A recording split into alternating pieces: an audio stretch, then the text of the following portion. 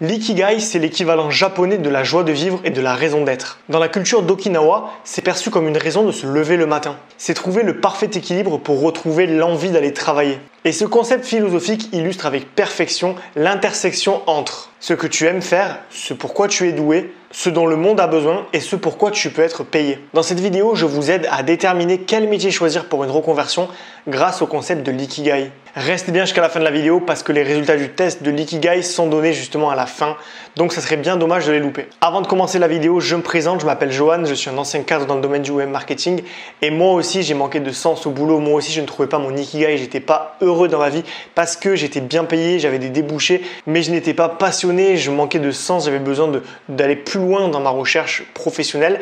Et l'ikigai m'a beaucoup aidé à retrouver un petit peu le sens de ma vie, le sens du travail. Et aujourd'hui, j'ai quitté le salariat, j'ai quitté le métro, boulot dodo pour me réapproprier mes 3 libertés fondamentales, financières, géographiques et temporelles. Et surtout, je génère de l'argent avec des revenus passifs, c'est-à-dire des moyens automatiques de générer de l'argent qui, eux, me donnent du sens, qui, eux, me permettent d'être heureux et de trouver vraiment une utilité à ce que je fais.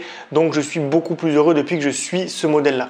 Si vous êtes un jeune actif et que vous êtes plus heureux dans le salariat et que vous voulez vous réapproprier vos libertés fondamentales pour profiter de la vie et pas mourir dans un CDI, dans un open space bruyant, n'hésitez pas à vous abonner à la chaîne pour ne pas manquer les prochaines vidéos. Je fais beaucoup de vidéos sur ce sujet-là. Et n'hésitez pas également à rejoindre les emails privés. Plusieurs fois par semaine, je vous envoie mes meilleurs conseils pour gagner en liberté financière, géographique et temporelle et vous émanciper définitivement du salariat. Allez, c'est parti. Donc, comment trouver son ikigai et trouver un sens à sa vie? Le premier conseil que je peux vous donner, c'est de prendre de la distance avec le système et ses pressions. Voilà, donc il y a vraiment une volonté de se séparer de ce que la société pense parce qu'elle a un avis très tranché sur les choses. Elle va dire que tel métier est bien, tel métier n'est pas bien. Par exemple, à l'école, moi je me rappelle, on me disait que les personnes qui sont plombiers et électriciens, c'est des gens qui ont loupé leur vie, qui ont fait un CAP, alors que je connais beaucoup d'électriciens, de plombiers qui sont beaucoup plus heureux que des cadres qui soi-disant ont eu le jackpot, le CDI de leur rêve, ils ont fait des études extraordinaires, sauf qu'en vérité, le bonheur n'influe pas par rapport à ce que la société pense. La société a des clichés préconçus et il faut vraiment réussir à se différencier, à se dissocier totalement de cette image-là pour retrouver sa liberté et son esprit critique. Donc ne faites pas ce qui est recommandé, faites ce que vous voulez et ça c'est extrêmement important. Il faut vraiment se détacher du regard des autres parce que c'est souvent ce qui nous influence dans nos choix, notamment quand on est à l'université, on va faire des études parce que ces études sont cool, les études de droit sont très cool, les études de psycho le sont un petit peu moins et donc on va avoir tendance un petit peu à naviguer selon l'avis des autres, ce qui n'est pas forcément une bonne chose. Trouver son ikigai, c'est un voyage personnel, c'est pas quelque chose de collectif, c'est un truc personnel qui va être vraiment au fond de nos entrailles, de nos tripes. Et vu que vous êtes unique, vous avez une vision unique de votre ikigai et vous devez le trouver au fond de vous et pas chez les autres. Il faut aussi prendre en compte qu'aujourd'hui, on a un biais cognitif, c'est un petit peu un biais qui est commun à toutes les sociétés occidentales modernes, qui fait que quand on cherche un travail, on cherche à se mettre en sécurité financière. C'est normal, le travail sert à se mettre en sécurité financière. Mais le truc, c'est qu'on a tendance à trop penser du point de vue de la rémunération. On va penser combien ce métier est payé. Est-ce que ce métier est bien parce qu'il est payé? Sauf que le problème, c'est qu'une fois qu'on a atteint le besoin de sécurité, c'est-à-dire qu'on gagne un salaire qui est à peu près correct, à peu près de 1500, 1700, 2000 euros net par mois, on n'a plus ce besoin de sécurité, il disparaît. Et du coup, on passe à des besoins supérieurs, le besoin d'accomplissement qui n'est pas forcément rempli par la rémunération.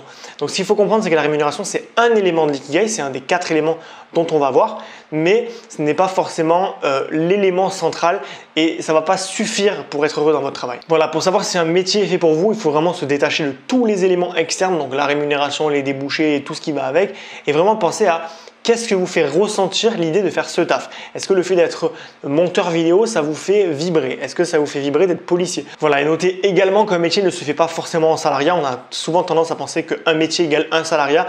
Donc évidemment, quand on va penser aux débouchés, on va penser en termes de est-ce que les entreprises recrutent? Sauf qu'en réalité, par exemple, il y a très peu d'entreprises qui recrutent des coachs, mais vous pouvez devenir coach en freelance, en auto-entrepreneur.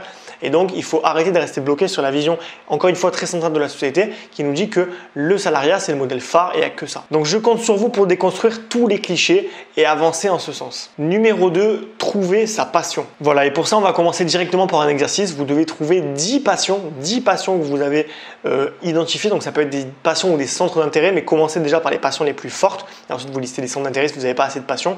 Mais dans tous les cas, on a tous des choses qu'on aime faire. Que ce soit cuisiner, dessiner, écrire, parler. On a tous des passions qui peuvent être vraiment génériques, on ne s'en rend même pas compte tellement on aime faire ça au quotidien.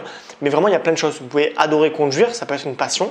Il y a plein de trucs qu'on peut aimer faire, que vous devez coucher sur papier pour vraiment réussir à avoir une liste complète de ce que vous aimez faire. Ensuite, une fois que vous avez ces 10 passions, vous allez en sélectionner 3, donc les meilleures, celles qui vont être le plus aptes à être transformées en travail. Donc par exemple, le fait d'aimer chanter, c'est difficile de trouver un travail dans le chant, c'est un métier artistique qui a très peu de débouchés, donc on va peut-être évincer cette passion. En revanche, le fait d'aimer écrire, ça peut vous ouvrir plein de portes, comme par exemple journaliste, écrivain, vous allez avoir également copywriter, marketeur, communicant. Vous allez avoir plein de métiers qui vont être autour de ça, qui vont permettre justement de trouver un travail facilement. Voilà, et une fois que vous avez identifié ces 3 passions phares qui peuvent être adaptées à des métiers, vous allez trouver pour chacune de ces 3 passions 10 métiers qui vous viennent à l'esprit quand vous pensez à ce mot. Bon, par exemple, ça va être parler, vous allez pouvoir penser à psychologue, coach, conseiller, peu importe, vous allez mettre tout ce qui vous passe par la tête, les 10 professions qui vous passent par la tête, et on va passer à l'étape suivante. Donc numéro 3, trouvez vos compétences. Donc il existe 3 niveaux de compétences. Le premier, c'est ce que je peux faire, mais je ne suis pas plus doué que quelqu'un d'autre. Le second, c'est ce que je peux faire avec de très bons résultats si j'y mets un petit peu d'énergie. Enfin, le troisième, et évidemment le meilleur, c'est ce que vous faites naturellement bien, c'est ce qu'on appelle un talent unique. Et donc pour les besoins de cette vidéo, on va s'intéresser directement au talent unique, ce qui est un petit peu inné, ce que vous faites naturellement,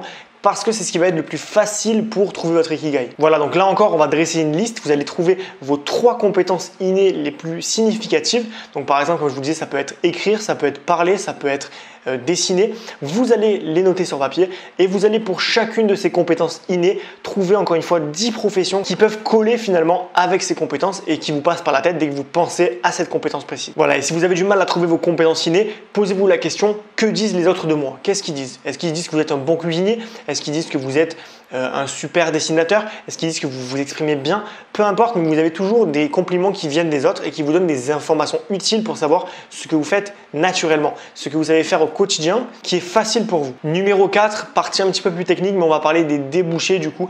Donc vous avez trouvé 10 métiers pour chacune des 3 passions que vous avez sélectionnées. Vous avez trouvé 10 métiers pour chacune des 3 compétences que vous avez sélectionnées. Maintenant, on va récupérer tous les métiers. Donc s'ils sont en double, vous le gardez en une seule fois, hein, pas besoin de les dupliquer. Vous faites la liste de tous les métiers que vous avez notés et pour chacun de ces métiers, vous allez vous renseigner sur Google.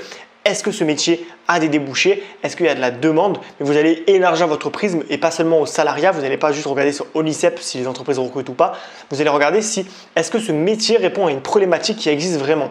Par exemple, coach sportif, il y a une vraie problématique des gens qui n'arrivent pas à s'entraîner, qui veulent être en meilleure santé. Et même si les entreprises ne recrutent pas en masse, il y a quand même des débouchés. Donc il faut un petit peu faire le mix entre ce que vous savez sur le métier et ce dont vous lisez sur Internet et attribuer une note, finalement une note subjective. Ça peut être des plus, ça peut être des chiffres, peu importe. Vous allez essayer de classer les métiers par débouchés. Numéro 5, les salaires, vous vous en doutez, on va faire exactement la même chose que les débouchés mais avec les salaires. Donc encore une fois, vous reprenez tous les métiers que vous avez listés et vous cherchez sur Onicep les salaires, mais vous regardez encore une fois les salaires du salariat et les salaires de l'autre entreprise, justement pour rester le plus concret possible et ne pas tomber dans l'excès de Onicep qui vous dit que vous allez être payé 100 000 € à l'année, alors que dans la plupart des cas, on atteint rarement les salaires qui sont proposés dans ce genre de site. Voilà, et numéro 6, on arrive finalement à la partie la plus importante, le bilan. On va prendre ces 4 critères qu'on vient de regarder ensemble et on va faire un mix pour trouver finalement le métier qui va être le plus parfait pour vous. Donc ça va être simple, on va prendre justement les passions, les compétences, les débouchés et les salaires et on va faire un mix de tout pour avoir le résultat optimal. Voilà, pour chaque métier qui est positif dans les débouchés et dans les salaires, donc évidemment que le top de la liste, hein, ceux qui ont peu de débouchés ou peu de salaires, vous les oubliez, vous allez les relier à vos passions et à vos compétences. Et le métier qui va avoir les 4 critères en même temps va être le métier parfait pour vous. Voilà, donc par exemple, vous aimez écrire, vous savez bien écrire, le métier de rédacteur est un métier qui a le vent en poupe et qui paye plutôt bien. Vous avez un Ikigai, vous avez trouvé votre raison d'être, votre raison de vivre, finalement votre vocation professionnelle. Lorsque tous les critères coïncident, on a un Ikigai. Voilà, c'est pas un test infaillible qui va vous donner la science infuse. En revanche, il va vous donner des indicateurs très précis sur ce que vous pouvez avoir, ce qui est intéressant pour vous et surtout ce qui va vous rendre heureux dans le travail parce que, encore une fois, le travail ne vous rend pas heureux par défaut. Il faut vraiment trouver ce dont vous aimez et il faut savoir que la plupart des gens qui se lancent les jeunes qui arrivent dans le monde du travail changent très souvent de profession parce qu'ils se rendent compte qu'ils n'aiment pas, qu'ils ont mal visé, qu'ils ont mal ciblé. Donc vraiment voilà, c'est très important de faire ces recherches pour vraiment atteindre le bonheur. Vous ne serez jamais heureux tant que votre métier ne vous rendra pas heureux tout simplement. Donc voilà, vous devez vraiment faire ce travail et c'est très important. C'est la fin de cette vidéo. Si vous l'avez aimé, n'hésitez pas à vous abonner à la chaîne pour ne pas manquer les prochaines. En ce moment, c'est une vidéo par jour sur du contenu de qualité justement pour s'émanciper du salariat et trouver le bonheur dans son travail. Voilà, et n'hésitez pas également à vous abonner aux emails privés. Plusieurs fois par semaine, je vous envoie mes meilleurs conseils par email, des conseils confidentiels que je donne jamais en vidéo parce qu'ils sont un petit peu controversés pour vous émanciper du salariat et retrouver votre liberté financière, géographique et temporelle et dire enfin adieu au métro boulot dodo qui ne vous rend pas heureux. Si ça vous intéresse, tout est dans la description.